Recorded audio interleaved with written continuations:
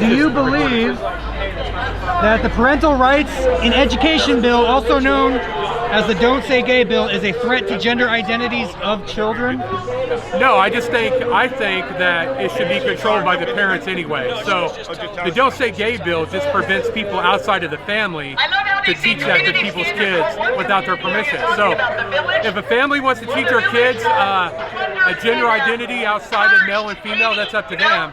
But it shouldn't be up to somebody inside of a school system or anything outside of your parents doing that. All right, second question. Do you believe children, particularly K through 12, have the ability to comprehend complex conversations such as gender identity and sexuality? No, I think that kids are curious, and as they always are. But I think that decisions like that, really can't be made until you're an adult. I mean, to me, I look at this, I'm like, man, you can't even smoke or drink until you're 18 or 21. You can't go in the military until you're 18 years old. But we're going to think that a kid has the ability to decide what gender they are as an adolescent. I just think it's an adult decision, and it's something that they should wait on.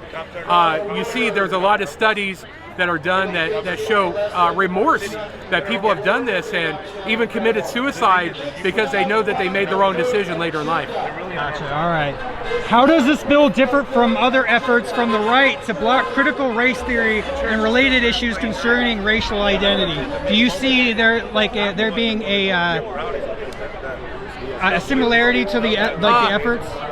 I think there's some similarities just because it's more of a conservative viewpoint, but what we are seeing is a lot of people from what would be considered at least the middle left coming over to join this because they don't want this kind of thing taught to their children either, which is even happened a little bit on CRT because parents didn't want their kids coming home thinking that they were a racist because they're born a certain color of skin, but it does feel like I think it's a snowball effect. I think parents are just done. They're done letting their children be controlled by people outside of their home.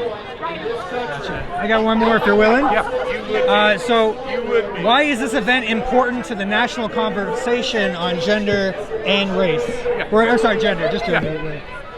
I think events like these are important. Number one, it's our First Amendment right to express our concern.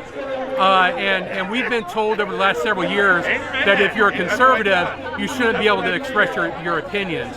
But I think that it also shows politicians that, hey, parents are fed up with this. They're not happy about this, and you better get it under control or you're just going to get voted out during the midterms. I think that's why it's so important right now, is to see parents stand up and stand up for their children.